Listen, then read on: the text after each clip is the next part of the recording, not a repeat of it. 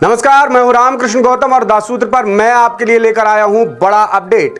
मध्य प्रदेश के सरकारी सिस्टम में रचे बसे जो जख्म थे वो नासूर बन गए थे। उन्हीं में से एक बड़ा नासूर था मध्य प्रदेश की परिवहन चौकियों में अवैध वसूली, जिसे अब मध्य प्रदेश सरकार ने बंद करने का फैसला लिया है। जी हां, मोहन यादव सरकार ने फैसला लिया है कि अब प्रदेश की परिवहन चौकियां बंद होंगी।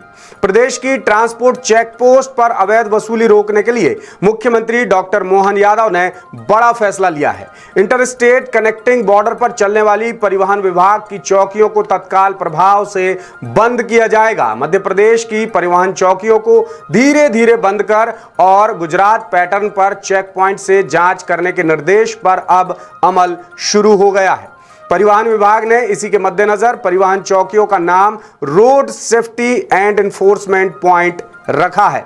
साथ ही यहां सुरक्षा के लिए कम पड़ने वाले 211 होमगार्ड की सेवाएं भी प्रतिनियुक्ति पर गृह विभाग से मांगी गई हैं। इसे लेकर अपर मुख्य सचिव परिवहन विभाग ने प्रमुख सचिव गृह विभाग को चिट्ठी भी लिख दी है। वहीं 135 कंप्यूटर ऑपरेटर्स और 45 कंप्यूटर सुपरवाइजर्स आउटसोर्सिंग के जरिए मध्य प्रदेश राज्य इलेक्ट्रॉनिक्स विकास निगम या सेडमैप के माध्यम से परिवहन विभाग में सेवाओं के लिए बुलाए जाएंगे।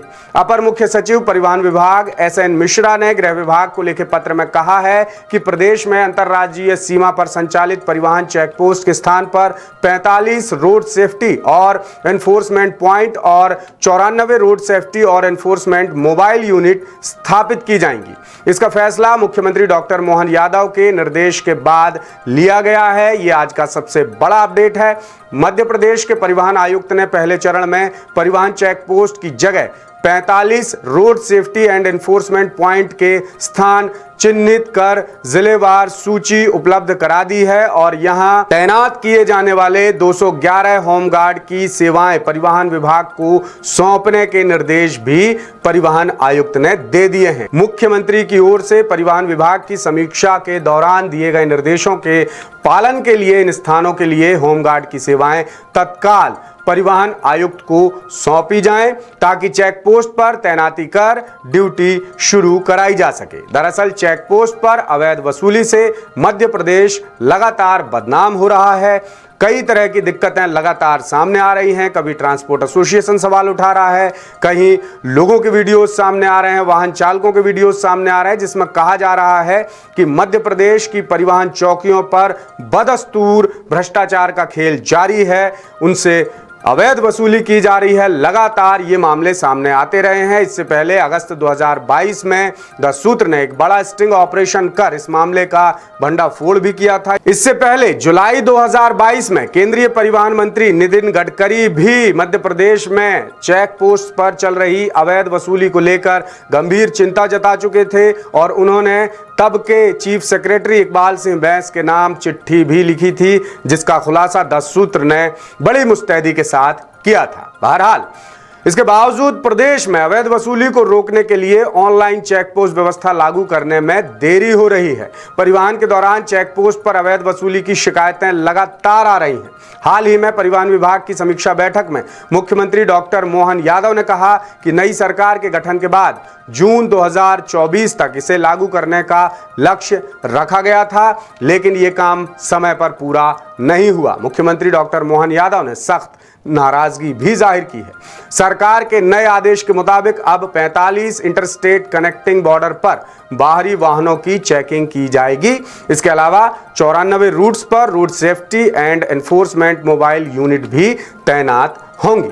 मध्य प्रदेश में चेक पोस्ट व्यवस्था लागू करने का लक्ष्य, जैसा मैंने आपको पहले बताया, जून 2024 तक था, लेकिन यह काम अब तक पूरा नहीं हो पाया है और इसी पर डॉक्टर मोहन यादव ने कड़ी नाराजगी जाहिर की है। इसके अलावा मुख्यमंत्री ने परिवहन सेवाओं को लेकर और भी दिशा निर्देश जारी किए हैं, जैसे मध्य प्रदेश में ई व्हीकल व्यवस्था बढ़ाई जाए, ये कहा है डॉक्टर मोहन यादव ने। साथ ही यात्री बसों के आने का समय भी तय किया जाएगा। वहीं वाहनों में अगर ओवरलोडिंग हुई तो सख्त कार्रवाई की जाएगी, ये निर्देश दिए हैं डॉक्टर मोहन यादव ने। और प्रदेश में और भी कई जगहों पर बस स्टैंड बनाए जाएंगे, ये भी सरकार का निर्देश है। साथ ही एमपी में गुजरात का ट्रांसपोर्ट मॉडल अपनाया जाएगा। अब ट्रांसपोर्ट मॉडल क्या है गुजरात का, वो भी आपको बताते हैं। दरअसल गुजरात में 2019 में वहां की सरकार ने 17 चेक पोस्ट खत्म कर दिए थे और उनकी जगह बनाए थे 58 चेक पॉइंट्स। हर चेक पॉइंट पर एक अधिकारी, एक गार्ड और एक वाहन चालक की व्यवस्था गुजरात में की गई है। साथ ही हर चेक पॉइंट पर अधिकारी की 8 घंटे की ड्यूटी तय है। यह मॉडल लागू करने के लिए राज्य को 4 जोन में बांटा गया है। अब इस मॉडल से फायदा क्या हुआ, बड़ा फायदा हुआ है, वो भी हम आपको बताते हैं।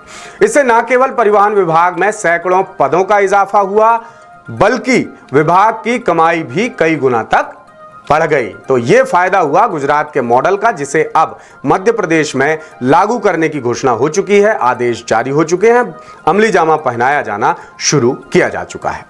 अब जाते जाते एक और अहम जानकारी आपको दे देता हूं। हाल ही में मध्य प्रदेश के अपर परिवहन आयुक्त आईपीएस अधिकारी उमेश जोगा ने तमाम परिवहन चौकी प्रभारियों के नाम एक आदेश जारी किया था, जिसके बाद मध्य प्रदेश के सियासी गलियारों में भी हलचल मच गई थी। साथ ही ट्रांसपोर्टर्स तो सवाल उठा ही रहे थे, वो भी मैं आपको बताऊंगा।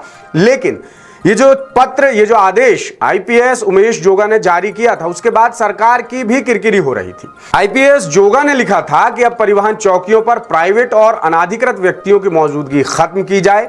परिवहन चौकियों पर वाहनों की जांच के वक्त इन तत्वों को मौजूद नहीं रहने दिया जाए। ये आदेश उन्होंने परिवहन चौकी प्रभारियों को दिए थे।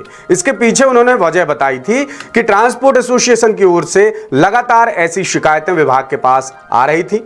आईपीएस जोगा ने जिक्र किया कि पहले भी इस संबंध में निर्देश दिए गए थे, लेकिन अब बेहद कड़ाई से निर्देश का पालन किया जाए, ये उस आदेश में लिखा था। उन्होंने संबंधित क्षेत्र के अधिकारियों को चौकियों की सरप्राइज विजिट करने और रोज नामचा मेंटेन करने की भी हिदायत दी थी। साथ ही चेतावनी भी दी थी कि अगर सीनियर ऑफिसर्स की विजिट के दौरान चौकियों पर प्राइवेट और अनाधिकृत व्यक्तियों की मौजूदगी पाई गई तो चौकी प्रभारी पर कड़ी कार्रवाई की जाएगी, यानी चौकी प्रभारी की नौकरी भी जा सकती है। आईपीएस जोगा के पत्र के बाद सरकार की जमकर किरकिरी हो गई, क्योंकि इसे आधार बनाकर ट्रांसपोर्ट एसोसिएशन ने परिवहन विभाग को, सरकार को घेर लिया था। All India motor transport Congress समेत और जितने ट्रांसपोर्ट एसोसिएशन हैं मध्य प्रदेश में, सभी के बयान सामने आए थे, जिसका कवरेज हमने आपको द सूत्र के खास न्यूज बुलेटिन सूत्रधार में दिखाया भी था और यह भी बताया था कि इसे कांग्रेस ने भी सियासी मुद्दा बनाया। और कांग्रेस के प्रवक्ता के मिश्रा ने सोशल मीडिया प्लेटफॉर्म पर एक्स पर एक पोस्ट भी किया था। उस पोस्ट में उन्होंने सरकार को घेरने की कोशिश की थी और तंज कसा था कि चलिए कम से कम अपर परिवहन आयुक्त ने माना तो कि मध्य प्रदेश की चौकियों में भ्रष्टाचार हो रहा है। बहरहाल ये थी पुरानी बात, लेकिन ताजा अपडेट ये है कि अब मोहन यादव सरकार ने बड़ा फैसला ले लिया है।